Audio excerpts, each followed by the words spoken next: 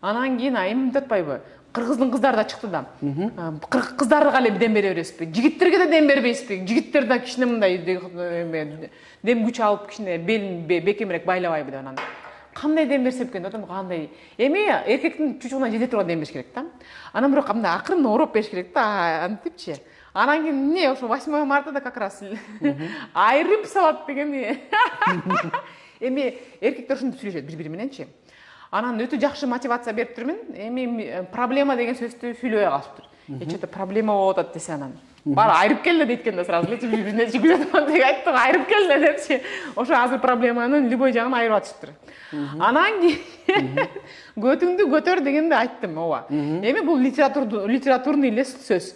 Анан кийин кыргыздын мотивациясы, анан кийин философиясы бүт эле көттүн тегерегинде болуп атпайбы, эмне кылайын. Эми анын жөнүндө көп кеп да кылып кеткем. Көтүңдү көтөр, көтүңдү кыс, көтүңдү айрыйм, көтүн ачат, анан көтүн чукуйт, анан эмне кылайын философия ушундай болсо. Анан ошо сөз сразу кирип кетип атпайбы, сразу кирген нерсени кыласың да. Туурабы? Вот заходит, залетает. И залетает дейт го, ошентип залетела я такая, думаю, всё, мотивация кирди деп.